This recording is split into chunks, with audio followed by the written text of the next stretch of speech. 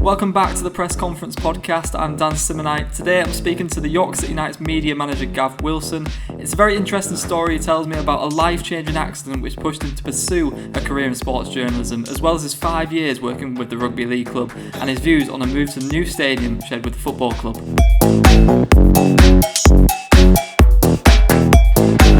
I think you've been spending a bit of time in the garden, haven't you, during this period? I have, mate. Yeah. We're fortunately we're being blessed with some really nice weather this month. So I've been spending as much time out and getting as much fresh air as I possibly can in the back garden. So quite lucky in that respect. So even though I'm locked down, I'm still getting my fair share of fresh air, vitamin D. Yeah, I bet you're itching to get back to the rugby, though, aren't you? Yeah, absolutely. I can't wait. It's a very bizarre situation at the minute, but I suppose I just have to keep reminding myself that every single one of us is in the same boat. So it's not really like I'm really missing out on anything, because there's nothing to miss out on. So it's certainly a really bizarre situation, and hopefully one that none of us will ever have to go through again. Yeah, absolutely. I think it's the same for me. I just sort of wanted to, obviously this is I've branded it as a sort of football media podcast. I think we maybe get away with it being rugby football.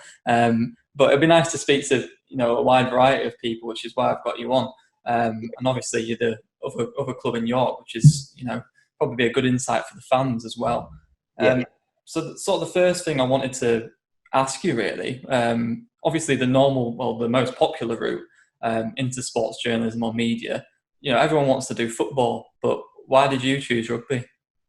Well, I was kind of born into it, really. My uncle Brendan used to play rugby professionally. He played for a number of clubs throughout his career: York, Doncaster, Hull, and even one season with Scarborough in the 1 year they were in the professional leagues. I was born into it. I actually attended my first game of rugby when I was about 13 days old, I think it was. So still a babe in arms, and for the first 7 or 8 years of my life, it was every Sunday afternoon was spent travelling across the north of England, watching my uncle play all over the place. So I really got a love and a passion for the game from that. The route I got into it from sports journalism is a sports journalism perspective. I can't get my words out. I had a mountain bike accident when I was 14 and ended up breaking my neck, and I was in a wheelchair from that point. So I had to kind of reassess a lot of stuff in my life. I was originally aspiring to be a PE teacher at that time when I was 14, just started to think about GCSEs and further on down the line and stuff. And I had a chat with a careers advisor after a year out of school and in hospital and recovery and stuff.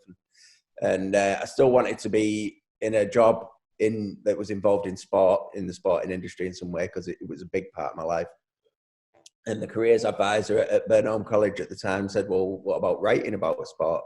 Would you think you'd enjoy that? Mm-hmm. And they were brilliant. They ended up getting us a 2-week work placement at BBC Radio York under Sharon Chortle, which was absolutely fantastic. And it really gave me a newfound love for sports writing. It's something I'd not really considered before, and English was never really my strong point at school. I was always better off with maths and science and subjects, where there's a right or a wrong answer, and it's much less not as subjective. So then from there, after that, I loved that, and then I went to Fulford and did my A-levels at Fulford Sixth Form, and with a focus on eventually getting into a university degree. So I did English, language and lit and IT at Fulford Sixth Form. That was a great 2 years. And from there, I managed to get the grades that I needed to get onto a sports journalism degree course. And I went to Trinity and All Saints College, as it was called when I started in 2006. It's Leeds Trinity University now. It's a university in its own right up in Horsforth, which was just a brilliant 4 years. Learning a new way of life and getting a lot of experiences, and it was just brilliant. And from there, I graduated in 2010 at Leeds Trinity, and then I was quite fortunate to do, because rugby league's been my life and I've always been based on it. I did a lot of my work experience was in and around rugby clubs and even for the governing body, the RFL at the time. So I kind of got my foot in the door a little bit from them 4 years at Leeds Trinity, and kind of got my name out there a little bit and showed them that even though I was, despite my disabilities, I was still willing to work really hard and produce good content for clubs or companies that needed it. So from there, my first job after graduating in the summer of 2010 was with the website loverugbyleague.com, run by a guy called James Gordon, JDG Media. And that was a brilliant, real first main job into the industry. It was really enjoyed it. I was the Yorkshire correspondent for quite a few years, just covering the game from this side of the Pennines. James was based in Lancashire, so it worked out quite well. We got a bit of a good balance, spreading the game across the north of England. And yeah, that was a fantastic eye opener and got my name out there a bit more. And from there, after that, I started working with York City Knights 2013 under the old leadership there under John Guilford. Yeah. Had a couple of very enjoyable years there. In 2013, they actually got relegated, but it was a decent squad, and they had some good games and some good times there. And then 2014, they bounced back and were league leaders in League One in 2014. So, but then by that point, we'd started, which I have a difference of opinion, shall we say, with the old leaders. So, stopped working for the Knights after those 2 years, and continued working for Love Rugby League and doing bits here and there. So, I have a few interests out of the game as well, which helped tide me over. So, but yeah, from a sports journalism perspective, it was always going to be really rugby league. I never really had any other interest in any other sport in a professional capacity. I love watching sport. If it's got a ball in it, I'm usually watching it, or a cage, or a boxing ring. I've always got Sky Sports on in the house, so I drive the missus mad. But yeah, I do. I love watching all kinds of sport, but rugby league was only really the one that I was interested in professionally. So it's quite a niche market. So as soon as I got my name out there, it was a lot of hard work, but it paid off handsomely. Yeah, and I suppose when you as you said, when you have such a life-changing moment as you did, you're sort of looking for you said you wanted to be a PE teacher, you're looking for like the next best thing, which, for me, I never had anything as serious as that, obviously, but I was just rubbish at football, to left feet. But, you're always looking for the next best thing. And, for writing, was that you? Was that the next best thing for you? It was, yeah. Well, I mean, it was, like I said, I always wanted to stay in the sporting industry because sport is such a massive part of my life, and rugby league in particular. So, yeah, it was really down to the suggestion of the careers advisor that one afternoon at Burnham College. He said, "Have you considered writing about sport?" And at that point, I was still getting to grips. It was only about 12 to 18 months after my accident in June 2001. So this was towards the end of 2002 when I was 15, and I just kind of got to grips with learning how to use a laptop and like training and physio and recovering enough to start using technology. And obviously now, 18 years later, technology has come on just in leaps and bounds, especially like voice recognition software and touch screens and all that kind of stuff. So I can use a laptop normally, which is great, and I can type out on that. But with the addition of things like that, it's just got easier and easier each year. So,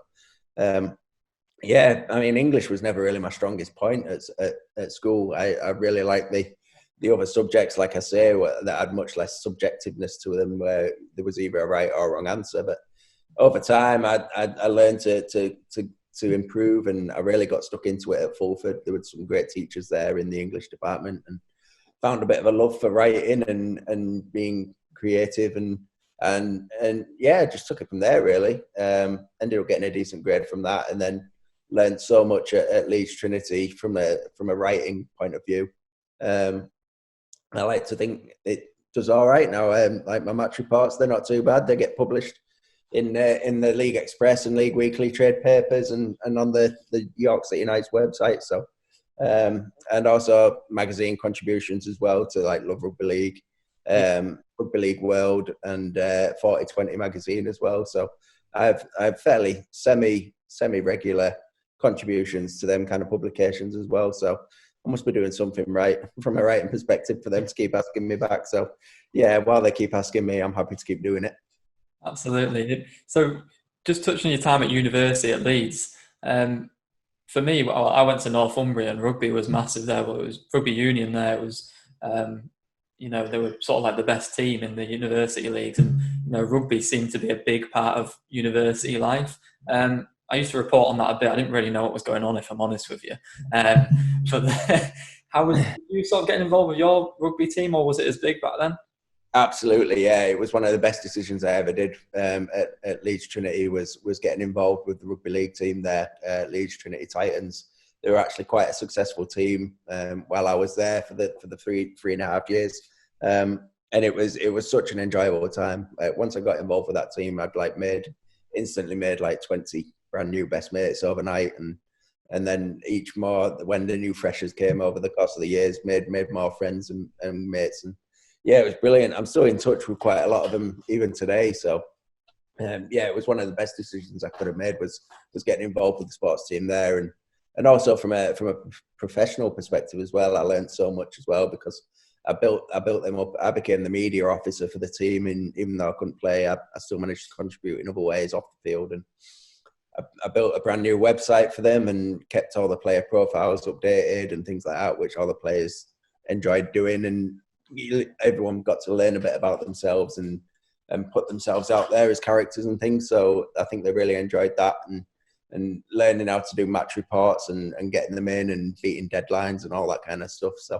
yeah, I learned a lot from both a professional and a personal perspective in joining in the Titans at Leeds Trinity. So yeah, would definitely recommend it. So you finish university and you're sort of out looking for a job. Do you go into like a paid role like straight off, or do you have to do a few bits here and there?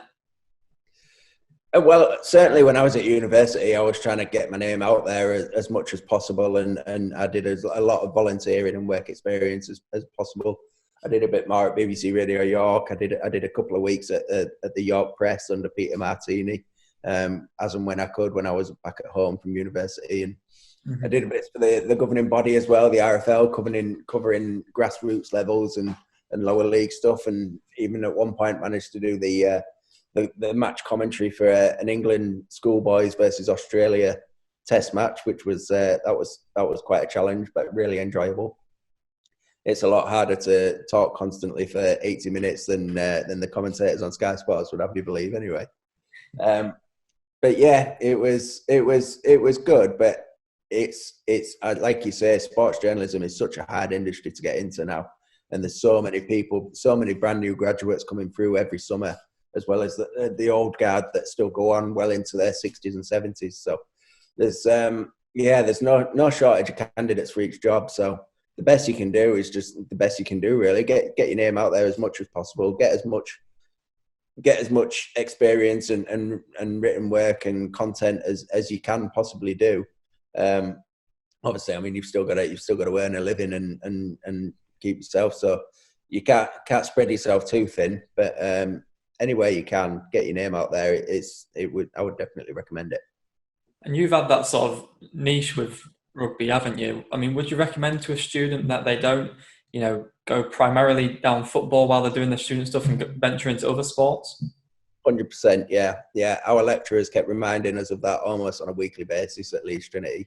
There's football is such a massive popular sport, and there's so few jobs actually available for it that you're almost like one of the chosen one if you do get a job in football media, and it's much the same off the field as well. I mean, like I'm sure like yourself would know, it's like getting a foot in the door at a lower league club, hopefully, and getting your name out there and producing good content, and you might get noticed and picked up by a club higher up the leagues, and one day end up running a Twitter account for 20 million people in the Premier League. So it's quite niche. It's football. There's very few jobs available, but they always batted back to us and reminded us to try and keep our feet on the ground with regards to aspirations of that kind. But yeah, niche sport. I say niche sports. Any other sport really. Anything that kind of gives you a bit of a unique selling point even if you cover multiple sports, it's always going to help. And if you get your name out there as much as possible, then yeah, you would be successful in the end with enough hard work. Just sort of fast forward a bit and back to what you were saying about the Knights, and you left the club. What were the sort of circumstances to you coming back and, you know, being in your role now? Well, it was either the very back end of December 2016 or the very beginning of January 2017. I think I was still in a bit of a post-festive come down from all the trying to get back on track and start eating right again and stuff. So, but yeah, it was end of 2016, beginning of 2017. John Flatman had just taken over at the Knights after a number of years of struggles at the Knights, where with fallings out with the council and various things like that under the previous ownership. John came in and he was like a breath of fresh air at the club, really. Since then, it's just been completely transformed. It's a fantastic club to work for now. And he gave me the call at that time, and he said he needed someone to help take the reins, because at that time it was just him. So he was kind of starting, him and James Ford, and it was already, other teams were already well into the pre-season and putting squads together, and we had a back foot. We were on the back foot. I think Fordy had like 8 players signed up for the year, when normally you need a squad of about 25. So he rang up and he said, "Could you help in any way?" And I said, "Yeah, I'd be happy to." And it was a big task, because the club had struggled so far in the last few years so much with it kind of had a bit of a disconnect from the community in York, and there was only getting like 300 or 400 people through the gate at fans at home games, playing at like Heworth or playing at York Rugby Union or playing even at Featherstone, because they weren't back in Bootham Crescent yet. So there was a big job to be done there to try and reconnect the fan base with the club and the community. So, but it was a challenge I was really excited by. And John wanted someone that knew the sport well, but also knew the city of York well and the community. So I was in a perfect position to come on board, really, and take that role up again. And John's plans, they excited me, and he had a 3-year plan set out to become a champion, a club in the championship, competing from where we were. And he's come through on that 3-year plan. And it's been an absolutely fantastic ride in them last 3 years. So, and our average attendances now have gone from 300 or 400 to, we get the odd 3,000 or 4,000 game now, and it's around about 2,000. So, on average, so really enjoyable. We've had a brilliant few years at Bootham Crescent, and it's quite fitting to see that we're kind of going out of Bootham Crescent on a high. Really, it's been a really enjoyable time. Yeah, obviously I've watched from afar of all this. You know, I'm from York myself, and you know, it's really sort of admirable what you've sort of built at the Knights. And do you think the atmosphere is a lot better now in terms of what it was? Oh, 100%, definitely, yeah. Both on the field and off the field. I mean, James Ford is a brilliant head coach, and since he took over at the end of 2014, he got the team into the playoffs at the end of the year, in every year, even in times when they were struggling off the field. But now everyone at the club is kind of pulling in the same direction. It's just so much better, and with the fans there and the atmosphere, there's not many finer sights than Bootham Crescent on a Sunday afternoon with 2,500 people in there cheering us on to a win against Featherstone to clinch playoffs in the championship. And even the year before, clinching promotion against Whitehaven with 3,000 fans there, and winning the League One title, beating Bradford Bulls to that League One title. It was a fantastic year. So yeah, we've created a lot of memories there at Bootham Crescent, and ones I will cherish forever. So I just wanted to get onto the sort of topic of, you know, your day to day. You know, as media manager of York City Knights, you know, what do you do Monday to Friday, or on match days as well, I guess? Yeah, well, I'll start on a Monday. A lot, because I'm only I'm only a volunteer at the Knights. I don't actually get paid by them, so it's kind of it's not as strict. So a Monday morning would be, I would get up, I would do the match report usually for a Sunday night, unless I'd done the match report for a trade paper, League Express or League Weekly, in which case that would have been done to a deadline on the Sunday evening after a match day. But Monday morning, we'll get the match report done, get that uploaded, and then we would start to look ahead to the next game. If it was a home game, there'd be a lot of work to be done. Often we like to try and do themed home games and get a different angle on each home game and try and make it a bit of an event in its own right, as opposed to just another league game. So we've had a lot of like York Pride games, we've had Armed Forces games, we've had retro rounds, that kind of thing, just to get the fans involved and get them really looking forward to that Sunday afternoon and bringing their families down. So we would start that on a Monday afternoon, and then Tuesday and Wednesday would be putting the match programme together, keeping the website updated with any latest goings on. We have a weekly newsletter that goes out on a Tuesday afternoon as well.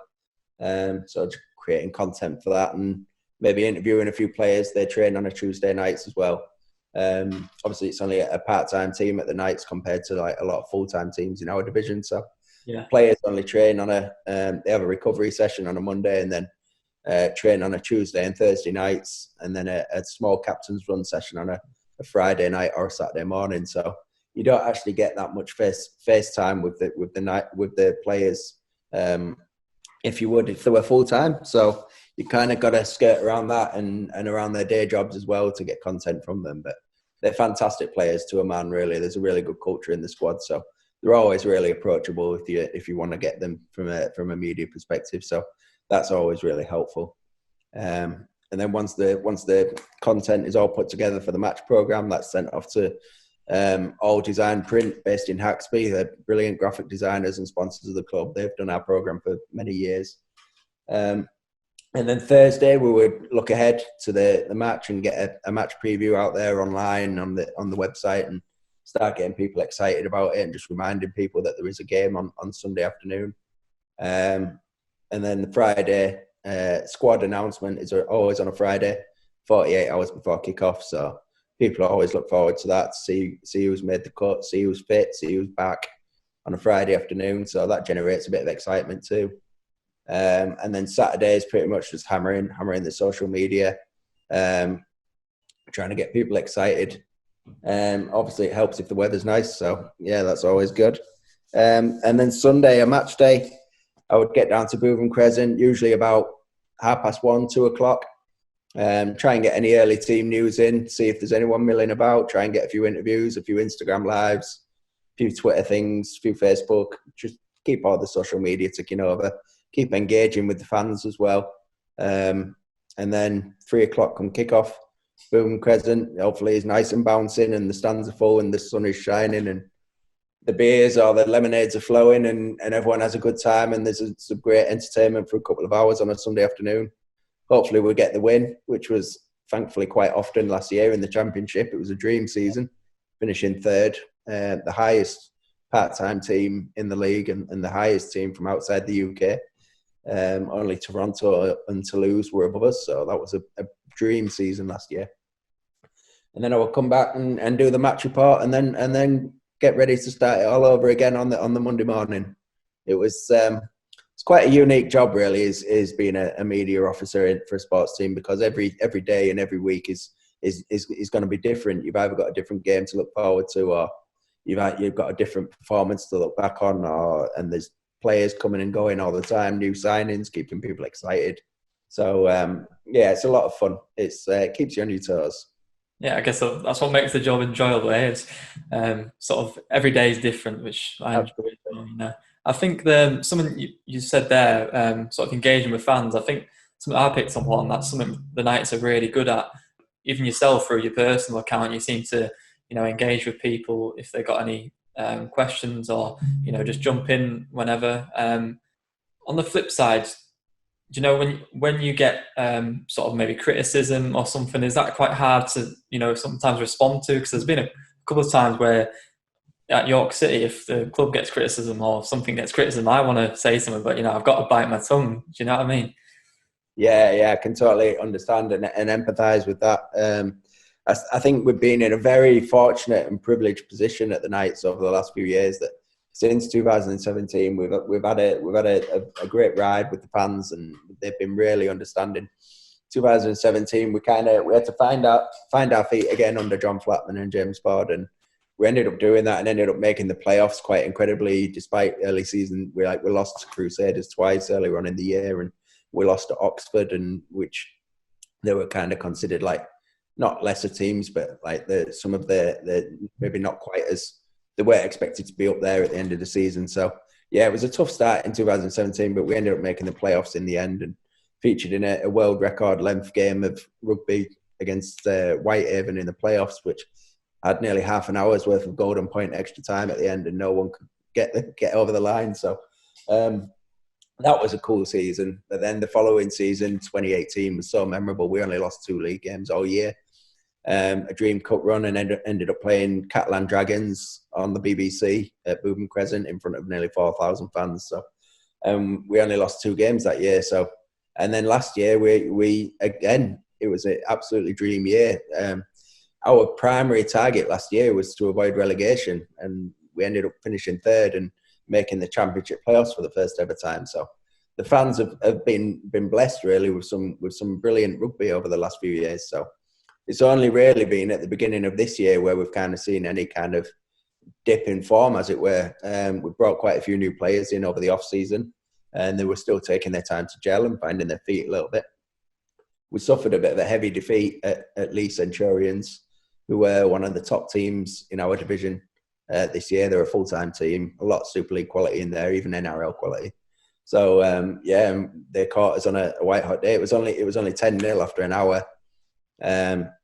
We were really competing with them, and then they got another try with about 15 minutes to go, and then the Knights' heads went down a little bit really, and fitness levels kind of told through a bit as well, with us only being a part-time team.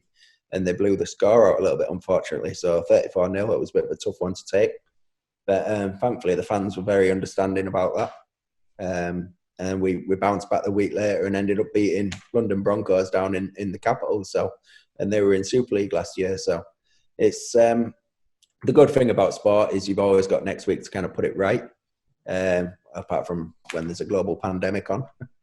But hopefully the whole team will be, after the initial dip in form, I think the team will be well used to each other again by the time we get back, and hopefully we'll see a bit more fluidity in our performances and a bit more attacking flair, which is what the fans like to see. I'm sure that'll come back, and if and when the season does resume, hopefully we'll be in a good position to continue on that upward trend. So, but yeah, let's go back to the original point. The fans have been really understanding, but thankfully we've not had too many down times over the last few years. So happy days, really. Yeah, and you say about the sort of part-time, Knights are obviously punching well above their weight in terms of their part-time. There's so many full-time teams around them. Do you think with all that's happening with the progress, moving into the new stadium and stuff, would there ever be a chance of them going full-time and, progressing that way? The way our chairman, John, sees it is that we're on a journey. So it's always evolving, is the club. There's a 3-year plan in place, which we achieved after the first 3 years John was there. So there's a new 3-year plan in place, and it's always keep moving forward, keep progressing. And as long as we keep doing that, it will all progress at a natural rate. We want to be mindful of not running before we can walk, as it were. So we had a brilliant season last year and ended up coming 3rd, but that doesn't mean to say that we're ready to make the step up to full-time rugby and getting a brand new squad of players in all on a full-time contract, because that would be a huge financial risk at this level. So the first step we took was in 2018, and John tied James Ford down to a 3-year full-time contract. He convinced him to leave his job as a sixth form college lecturer. So that was a big step. That was the first full-time head coach that the York City Knights have had in their history. So yeah, that was a big positive step. And I'm sure down the line, when the time's right, and when James Ford and John Flatman or whoever the head coach may be at that time decide that the time is right to move to full-time, then I'm sure that will be a step that we will take, and we will give it our best shot at. Obviously, moving into the new stadium, the LNER Community Stadium is going to be a massive factor in all that, and hopefully we can make it a huge success when we eventually do move in. And it's it's a move that we're all very much looking forward to and excited to take part in. Yeah, I'd probably echo that as well. It's a really exciting time for both clubs. I think obviously we're going into this as a joint project together. We're both going to be tenants in the ground. There seems to be a lot of football clubs and rugby clubs doing that. Do you think that's the way forward? Oh, absolutely, 100%. Yeah, and you've got to make modern stadiums these days. You've got to they've got to be earning all year round, not even on match days as well, even through the week, to really get full use and get full value out of them. So. Yeah, it's going to be a really exciting time at the new stadium for both York City and York City Knights, and hopefully both teams are going to be on good runs of form when we do move in and successful. I'm not sure what's going to be happening with National League North with the football club there. I believe decisions are being made this week, although I could be wrong. But fingers crossed they're going to be made. Fingers crossed they're going to be in York City's favour, because they've had a brilliant season this year. So. It would be great for the city if they're playing at the highest level possible for them, and if they're back in the Football League in the next 2, 3, 4 years, that would be brilliant for the city. And if we keep competing at the top end of the championship, it will mean we're going to have easily 5,000 or 6,000 fans at the stadium every weekend, when both the football seasons and the rugby seasons are running. So that can only be fantastic for the city. Yeah, it's going to be a really exciting time. So fingers crossed. And there's obviously also sort of concerns from obviously both sets of supporters about various stuff about the new stadium as well. We're in a city centre ground at the moment. They're saying it's more accessible. I know you're quite big on this. I've seen your sort of bus routes math and stuff like that, which I think is quite good. Do you really think that's an issue, the sort of out of city stadium, as it were? No, I don't think it is. I fully empathise with the York City fans and how much of a wench it'll be for them to leave Bootham Crescent. It's been their home for a lot of their generation. It's been their home for 100 years now, hasn't it? So, yeah, I totally understand why they have that such strong emotional connection towards it. But understandably, both teams have been promised a new stadium for what feels like 2 or 3 decades now. So, understandably, not much money has been spent on Bootham Crescent over the last few years, and it's an aged, tired old lady of a stadium now. So, we do need to move on, and I'm sure when we do eventually move into the new stadium, both the football and the rugby, we'll see what a fantastic facility we've got. And it will be a really exciting time and a real platform for success for both clubs. And I'm sure the fans will soon get on with making plenty of happy memories in the new ground. Huntington Stadium is not what it was when it was first built as that athletic stadium with 2 tiny bus stops as stands 30 years ago. There's so much going on now. Huntington's such a hustling and bustling, thriving suburb of York, and back in the day there was nothing around that stadium. And now it's got 2 big shopping parks up there in Vanguard and Monk's Cross, and all the associated leisure and recreational facilities around the new stadium as well, with the bowling and the restaurants and the junkyard golf and all that kind of stuff. So there's plenty going on in that area up there. It's not the dark side of the moon as some people like to make out. It's 2 or 3 bus stops, bus routes maximum from Acomb. It's going to be 45 minutes on a bus, or if it's nice weather and you're that way inclined, it'll be half an hour on a bike. So there's plenty of parking spaces as well. I know there's all the rumours and various stuff flying about in the comments section of the Evening Press website, which is always quite amusing to look at. I love reading them. Oh, it's crazy. Yeah, you get some right characters down there. But yeah, if either the football or the rugby club are in a position where they're selling out 400 car parking spaces on a match day on a regular basis, then I think both chairmans of both clubs are going to be happier than ever, because if we're in that position, then we're bound to be doing something right. So yeah, I do understand why people were apprehensive, but I think when both clubs get into that new stadium, it's going to be a real magnificent springboard for success for both teams. Have you managed to look around yet, or have seen many inside photos of it? I've seen plenty of inside photos of it, and I've gone around the outside of it, scaled it plenty of times. I've actually not been inside yet, as it's still a live building site, as it were, and things like insurance issues and things for them as a building site with a guy in a wheelchair sticking his nose in. It's be a bit hairy, but no, I'm very much looking forward to them first test events when they eventually get booked in.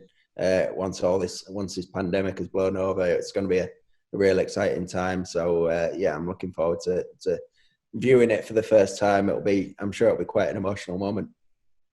Yeah, and how, just going on to those sort of test events, how have you found the sort of media and communication side of moving stadium? Because obviously it's been us two as both clubs at the moment. We don't really have any involvement in it at the moment. It's being built for us by other people. How has it been sort of managing that communication side and, saying to fans, like, look, we're not managing the builders. We're not, looking over their shoulders telling them to hurry up. Yeah. I mean, as I'm sure you'll understand as well, it's a hugely frustrating time for us with such lack of information coming out. But all we can tell the fans is all we know, and that's all I keep saying. As soon as we know something, then they will know it. We do keep seeing the drip feeds of the new photos coming through, and there's a couple of unofficial stadium accounts and whatnot that go down and have a look on a night and take a few photos. It's always interesting. But yeah, like I say, I just keep reminding the fans that as soon as I know something, they will know something. There's no one that's more keen for us to get into that new stadium than I am. So, yeah, it's frustrating, but as you can see, like it's there. It's pretty much ready. It looks fantastic. I mean, the seat patterns have divided opinion, but I think they look brilliant, especially on a sunny day. It's a first class facility for the city of York, and it's something that the city has been crying out for decades now. So we're so close. It's only going to be, who knows, even by the end of this pandemic, it might even be available to get the free test events booked and then get it open. So I'm sure you've got plenty of plans on to give Bootham Crescent a fitting hurrah, one last hurrah before we move across, and I'm sure the Knights will do something as well to commemorate that. So yeah, it's frustrating but also exciting in equal measures. It's a strange feeling, but we're so close now. I think we just have to keep the faith and just be patient. Yeah, absolutely. It's one we're both really looking forward to. Are you going to be sort of based at the new stadium then, or? We're still going to be based. We've still got a fantastic partnership with York St John University, so we're still going to have our office premises there, I believe. We will have a presence at the new stadium in the club shop, which I believe that we're sharing with you guys, a proper stadium superstore as opposed to that humble little shop outside the Bootham Crescent there. But so that'll be really exciting to see proper stuff on the shelves, and rather than us carrying it around in boxes every other home game. So yeah, we're going to have the stadium there, and I'm sure there'll be a big Knights presence there through the week as well, with various events and foundation things going on as well. And we're doing a foundation project at the minute. We're starting out some artwork for the concourses in the new stands as well to help put our mark on it, as well as the football clubs, and really make it look like a home for both clubs, which I think is really exciting. Yeah, and I guess for your situation as well, the actual access to the stadium is a lot better than Bootham Crescent, because I mean, I imagine you've not really been up to the press area at Bootham, have you? No. I've never been up there. It's I basically, as far as I've got in Bootham Crescent, since I've been in a wheelchair anyway, is the front of the main stand, and that is as far as I can get. So I've nothing against Bootham Crescent. I understand why the fans love it and have a great time. It is, but it's accessibility wise, it is still in the 20th century. So it's going to be brilliant and exciting to move into a first class facility that is completely accessible, and I would be able to go in all four stands if I wanted to, and enjoy the hospitality lounges as well, which I'm sure we'll be taking full advantage of when we do move in there. I think just for any of the sort of York City fans or York Knights fans listening, I think it's important to say we're working on stuff behind the scenes in terms of farewell Bootham Crescent, doing all that stuff. But as Gav said, with the new stadium stuff, we only announce stuff when we, actually know 100% and it's happening, so just look out for information on that, when we all eventually come out of further. So I think just one last question, which I'm going to ask everyone who comes on this podcast. Just simply, what is your dream job? I'm already doing it, mate. Media manager for the team that I grew up supporting, my lifelong team, my childhood team. It is an absolute dream job, and it's just fantastic. And I'm sure it's only going to get better when we move into our new gaff. But the last few years have been an absolute dream anyway. So, I am literally living the dream, mate. Couldn't be happier. Brilliant. Well, thanks for coming on, mate. And, I look forward to the future where, hopefully we can work on some projects together. Yeah, it'll be fantastic. I'm really excited to see both clubs thriving in the new ground. And it is good. I'm a York City fan. I don't watch as much football as I'd like to in real life. See plenty on the telly, but I'm really excited to be going. And I'll be getting down to watch a lot more York City games when the new stadium's open. So yeah, really excited for both clubs. Nice one. Thanks for coming on, mate. No worries. Thank you. Thanks again to Gav for his time. I hope it's been good for everyone to get a new perspective from a different sport other than football. I'd also like to thank the 450 listeners who have already downloaded the podcast. Those numbers after episode 1 are absolutely amazing, and I'm dead happy with the feedback so far. If you haven't already, don't forget you can subscribe for free on Apple Podcasts and Spotify.